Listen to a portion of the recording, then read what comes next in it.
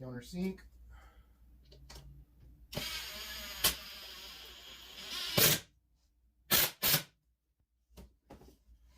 you have issues, clamp it down.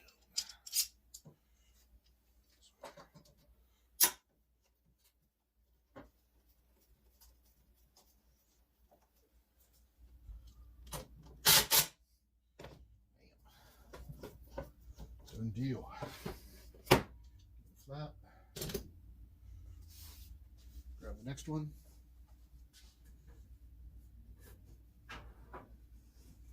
Go blue now.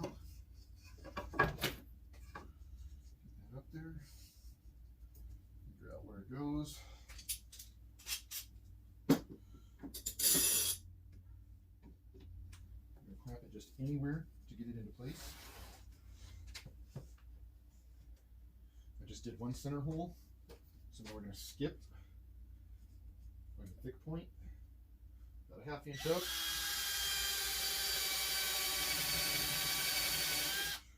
Nice deep countersink.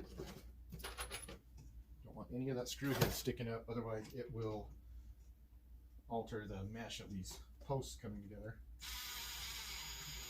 Get down in there. Now we know we're starting to get some tension, so I'm going to have to clamp each one of these.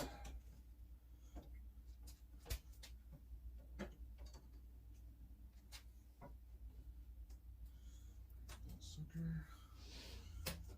Clamp it down.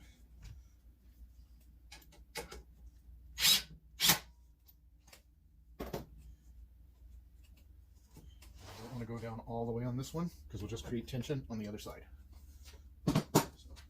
Still want a little bit of movement. Come over here. So now we're on our second one in. So every one I offset by about 1 inch, but on this one I have a knot. So that will challenge the integrity of the back of the boards. We don't want to go there. We're going to go just past that. Our seam about 1/2 inch up. Nice deep one. Get just past those teeth. That way you know the head of that screw is all the way in.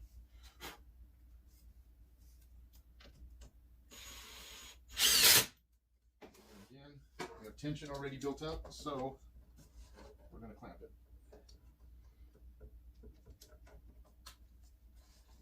You can hear it creak and crack. Okay.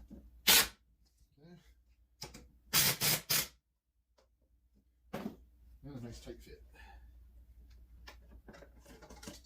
And this is why I don't worry about the back until the very end, because the front is all that matters to me up until this point. All these lines have to be smooth.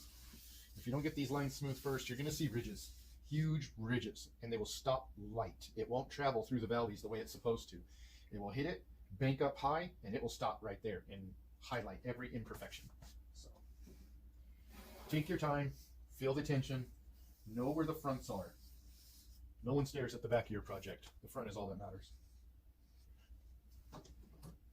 Although the backs of ours look really pretty. This one will be getting a copper backing on it. And that one is going to get a silver or a steel backing, I should say. All right. And again, we're going to run our clamp on this side. Count for 1.5 inches each time we extend this clamp. And eventually we will go from the, well, we've already done it. Start off with the small little 10 inchers, work my way up to 24. And then I use the 36 on top of that just for clamping power. You can use a 24, but you're really maxing out the articulation of the clamp, which in turn is going to max out the locking power of the clamp. And the reason I like to clamp mine on the front once they're done is because I have these bevels cut. I want my flag to actually arc forward a little bit. I think it shows the lights a lot better. So that's just my reasoning on why I do it this way. I could clamp from both sides. I have a set of Pony Jorgensens that will stand the project up on their own platform and squeeze equally and disperse that pressure evenly, but the flag's not going to hang totally flat. So I wanted to highlight this one is actually going to hang off the wall, hanging down. The customer is going to have it facing in a downward position. So I want to accentuate that light and that arc as he's looking at it or they are looking at it. They're going to more than likely be looking up at it. I want it to catch the light and hold it for them so they can enjoy that. Anyways, we're now on the other one. So number 3 again. So number 3 gets pressed. Make sure they're completely flat. Our 1/2 inch space.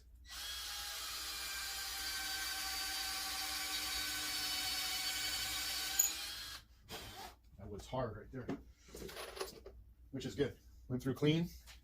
We'll cinch these up. You can see they lock together real quick. Boom. Bring it down here to the end. Get your edges lined up. Again, the middle doesn't matter. We're going to sand that, finish that, and do some other things to the back of that. But wood warps, and we want those warps to come to the back now because we've already designed and finished our front.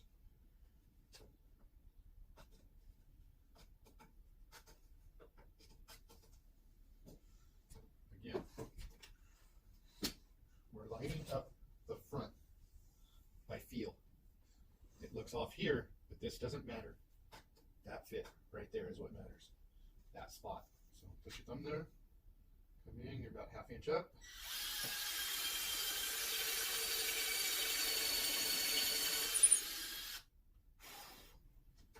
Beautiful. Check that again. Drop one in.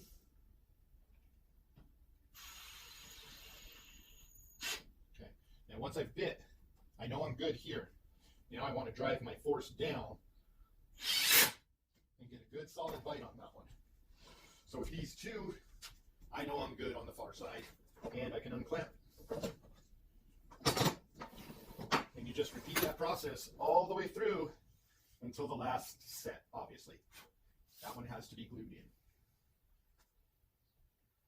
I could pocket hole screw that. Just not a fan of leaving those on the outside, nor do I want to plug and ruin the end grains of what you see, because even these on my flags are tooled. You can see I bring out all that grain work. A little dirty, but all that gets cleaned up before it goes out. These will go through a complete quality control once they're finished before the final coats of seal go on them. But yeah, rinse, wash, repeat. Rinse, wash, repeat.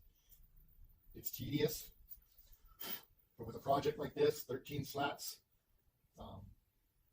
they all have to be right. Once one goes crooked, the whole thing can go crooked front to back. And again, the back can be planed, it can be sanded, it can be fixed, it doesn't matter.